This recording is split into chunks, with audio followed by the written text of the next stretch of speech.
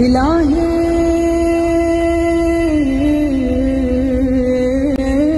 من لي غيرك أسأله. Assalamu alaikum, brothers and sisters. My name is Wissam Bazzi, and welcome to Brother to Brother. On today's show, we're going to talk about reverting back to Islam. And we have Brother Aqil Abdul Shukur with us here today. Alhamdulillah. Thank you very much. I'm very glad to be here, and I hope in sharing my story we can do some good, inshallah, for Imam Mahdi alayhi salam. Inshallah. Now, Brother Aqil is going to talk to us about his journey, all the way from his younger years, all the way through becoming a Sunni Muslim, moving from Christianity, becoming Sunni, then becoming finally Shia. And he's going to talk to us a little bit about the three major books that really, really affected his life and turned his whole world pretty much upside down. So let's just delve right into the questions and try to get your story here, inshallah, and move right into it. Okay. Now, Brother Aqil, give me your younger years. How did you grow up, and where did you grow up? The beginning. My father had gotten a good job in Nabisco in Perth Amboy, New Jersey. So the family had decided that we were going to leave Savannah, Georgia, and move to Perth Amboy, New Jersey. And unfortunately, my mother and father decided to divorce. The marriage wasn't working after 4 years. So we left Perth Amboy, New Jersey, and we moved down to Miami, Florida. And the reason we chose Miami, Florida was because my family, which originally comes from Savannah, Georgia, on both sides, my mother's side, my maternal side, everybody was flocking down to Miami. My grandmother had gotten a good job down there with Jackson Memorial Hospital, and the children followed. So now the majority of my family is in Miami. We moved down there with my grandmother, who had 2 apartments off of her home where other family members lived. Unfortunately, I had 2 uncles who were in the drug trafficking trade. That was their business. And it wasn't the best thing for the children. So this is how I had my first contact with Islam now. I had a neighbor who lived next door, who was a member of the Nation of Islam. He had 3 daughters and a wife. And we would see these very beautiful African-American girls walking through the street, right through our neighborhood, in full hijab. And not the hijab that maybe you can see in modern times, but I mean perfect hijab. Not only did they have that, they always wore all white. They would never wear the blues and the other colors, and they wore white gloves. So this was very peculiar. This struck you almost in a way, the hijab. Yes, it was absolutely peculiar. This is something that, you know, at the time nobody did this, especially down in Miami, Florida, where it's 100 degrees at any time. People take off their clothes. They don't put more clothes on. So, of course, it was peculiar to us. And people would point at them and talk about them. My own family, who was Christian, they loathed the Muslims at this time. I would even dare to say down south, especially that far down south, African-American Christians were afraid of them. They were afraid of the Nation of Islam. They had heard about the assassination of Malcolm X and other things that scared them to death. So they looked at the Muslims as something that was dangerous. They looked at the things that were going on in the Middle East that scared them to death. So they talked against Islam. But they got my attention. So what I did is I wanted to see how these young ladies looked without the hijab, not looking for anything, you know, not trying to be shaitanic. Just wanted to see, what do they look like underneath that? You know, do they look like the common folk? So I looked through the window of their bedroom. And in looking through the window, one of the young ladies saw me. She told her father. Her father came out, and he rebuked me, and then took me before my mother and told my mother what I was doing. So they got you. I was caught. I was caught red-handed. But the good thing about this meeting was, when he was allowed to speak to me directly, he gave me good, solid advice about things. And he spoke to me like a father speaks to a son. And he knew that my uncles were no good in what they were doing. So I guess he wanted to make sure that this black boy stayed on the straight path. That was the philosophy of the Nation of Islam. They cared about black people like that. And he wanted to make sure that we had options via religion, that, hey, you can become a Muslim. And they also wanted to generally see black people do well and stay away from crime. So he started to tell me these giving me these good moral lessons, and I really appreciated them. So I knew he was a man that wouldn't threaten me or who was dangerous for me, but a man that I could grow up to respect. And that's what I did. We had many other conversations after this. That is when I first heard the words Allah and Muhammad and Islam. They came from the mouth of that man. So that was my first contact with Islam. So, like you mentioned, this was your first encounter. Mm-hmm. Now, give me a little history about your family. Where did they come from? What kind of Christianity do they really have? And you can almost kind of say this was a blessing in disguise almost. That's right. For you to kind of finally get to your point here. Just give me a little background about your family. No problem. All right. On my father's side, my family is Pentecostal. And what today I guess people will call holy rollers. They are the extremists in Protestant Christianity. My grandmother and my aunties and everybody on that side who's female, they wear no fingernail polish. They actually covered their heads with little bobbins and handkerchiefs and that type of thing during the church service. They didn't believe in burying their heads. They actually wore long dresses down to their ankles, long skirts. So they kind of remind of the Muslims nowadays and what the Christians, I guess, would dress like in the old days. And my mother's people, my maternal side, were Southern Baptists. They're missionary Baptists. Good people, but they were more middle to the road. You know, they didn't want to be looked at as extremists in their Christianity. So again, I had a heavy Christian influence, and my family was heavily Christian influence. So, Brother Aqil, you also mentioned backstage that both of your grandfathers were also ministers. Yes, they were. So you had this, all around you was Christianity. Absolutely. And it was really embedded in you. So now you move to Miami, Florida. That's right. You encounter just the hijab you pretty much encounter from the outside. That's what got our attention. And it piques your interest. Yes. And this was your first, like you said, your first encounter with Islam. Now take me to the next step. Okay. Where does that happen? Next time I run, I guess, full force into Islam would be in high school. Now, that experience, we ended up leaving Miami, Florida, and my grandfather, on my mother's side, my maternal grandfather, became very ill, and he needed a caretaker. The only person that could leave Miami, Florida, and hold their job and keep their pay was my mother. I guess she had the best job out of her siblings. She was with Bell South. So she left Southern Bell. They transferred her to Savannah, Georgia, and we had to take care of my grandfather. Now, in high school, one of my friends and I was walking in the library. This happened to be a white female friend of mine, and she saw this oversized book sticking out of the shelf. She said, "Is that what caught her attention?" That caught her attention. Just this oversized book. All right, and she passed by it, and on the book, it had Malcolm, M-A-L in big letters, C, and kind of like blended in to the rest of the books. She pulled the book out to see what it was, and it was a hardback cover of Malcolm X, which you can rarely find now, that hardback, big Malcolm X autobiography. So when she pulled it out, it said Malcolm X, and it had a handsome picture of Malcolm on it, maybe a late 1950 shot. And she said, "Who is this man?" Because he was a black man on the cover. I assume she thought I knew. Now. She's asking you now. Who is this guy? You know, so I looked back at the book and I said, Malcolm X, I don't know this guy. I don't know who he is. But I can tell you that there are people who are Muslims in the Nation of Islam. They're black Muslims. They use the X as their last name or to replace what they don't know about their last name and their African past. So she said, "Oh, I think I do know something about the Nation of Islam. I had heard some things about these people." And what she said was derogatory.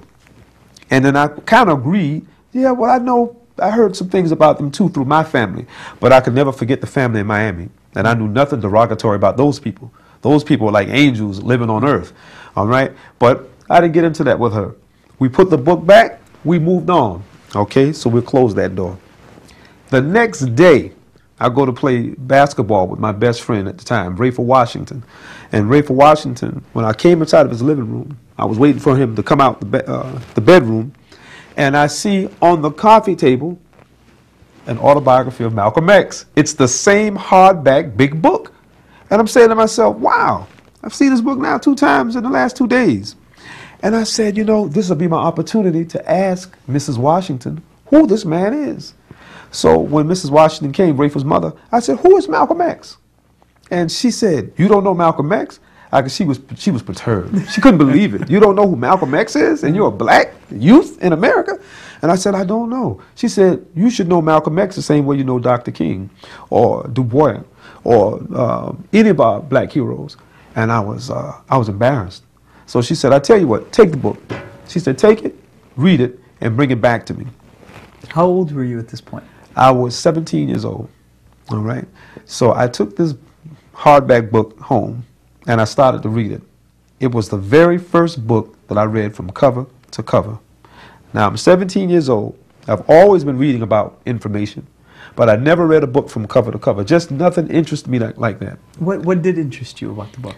Malcolm X's life was parallel not only to my life, but most of the young black youth's life that came out of the inner cities that I knew of. He started out smart. He did well in school. He went through his evolution. He had to deal with racism. As a result, he kind of got thrown off track, ended up going to prison. This is a story that we saw in the black community over and over and over again. So in a way, he was really just talking to you. That's right. He was talking directly to me. Okay.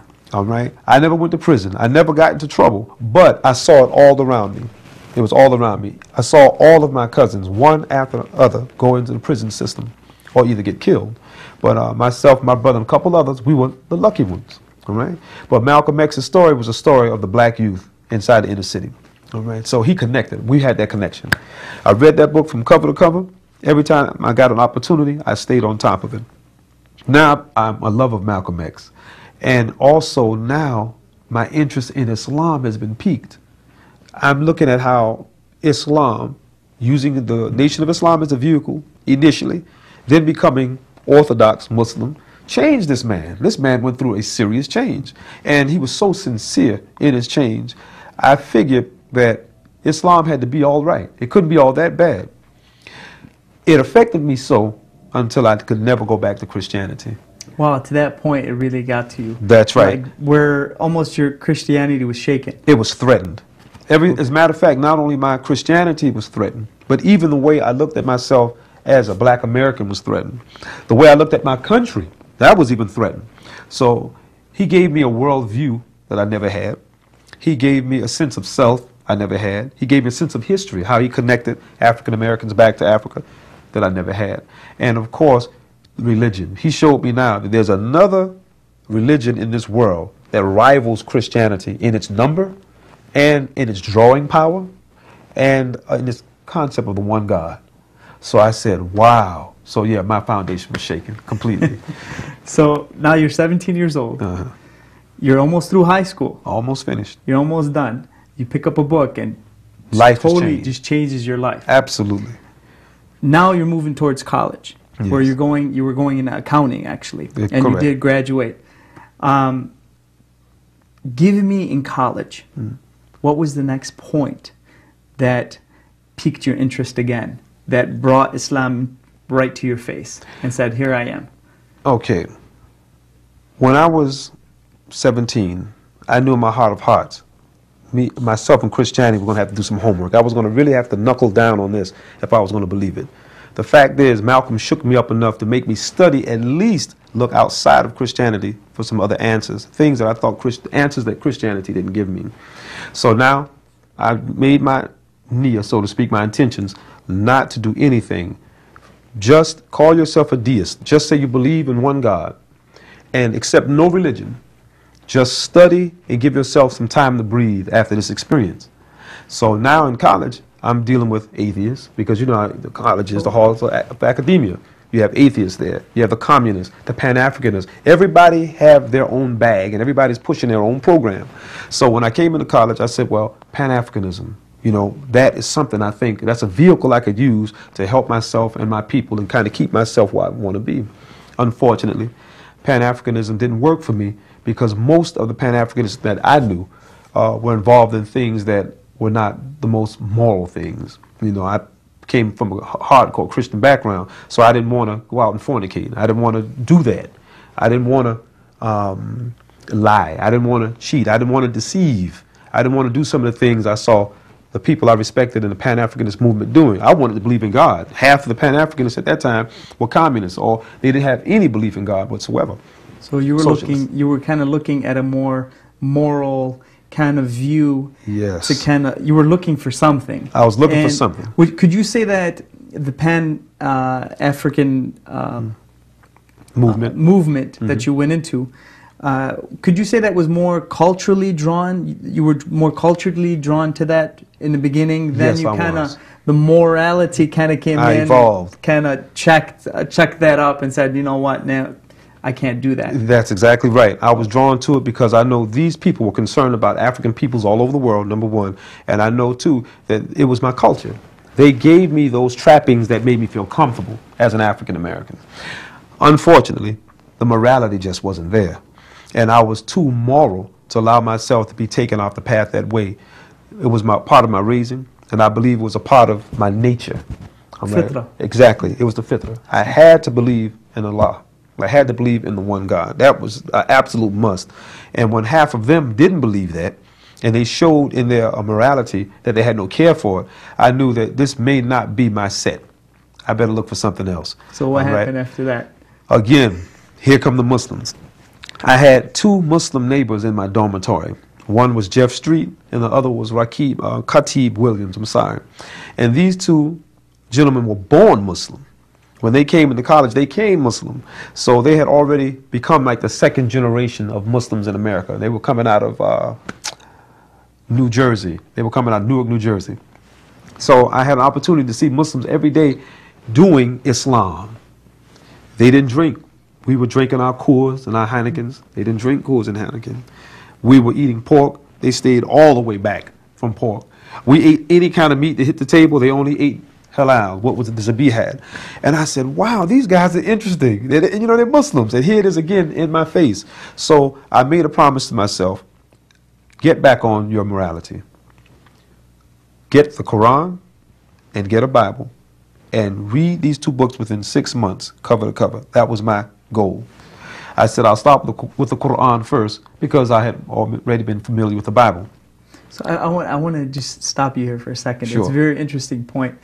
Just by observation, first looking at the sisters, yes, then going to college and observing again the Islamic morality is what really struck you here, by you just being observant to certain things that kind of brought you to it.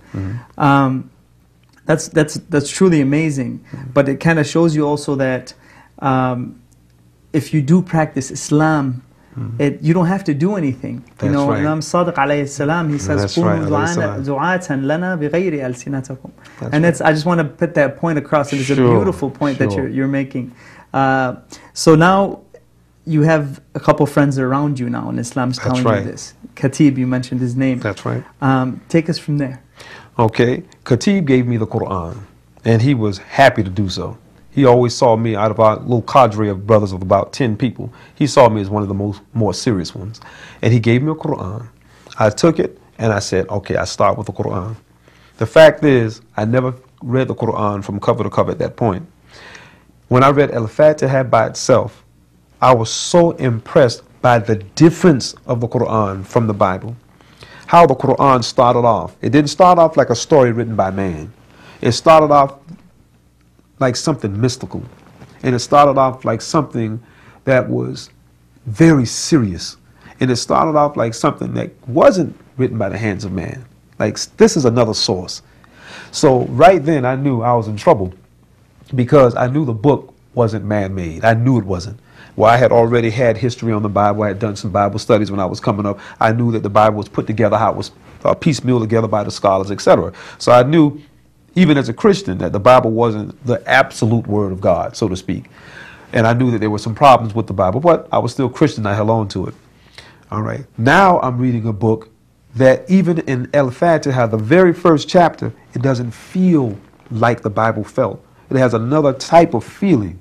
So now I'm saying to myself, wow, in my heart of hearts, I knew right then, I'm going to end up accepting this book, and I'm going to live by this book for the rest of my life. I knew that was going to be the case. You mentioned something backstage also. You said, when you said Bismillah ar-Rahman ar-Rahim, in the name of God, the Beneficent, the Merciful. That's right. Tell me a little bit about that. Even when I read it, of course, in English. I didn't know anything about Arabic at the time. So I read the first verse of the Quran, and it said, in the name of Allah, the Beneficent, the Merciful.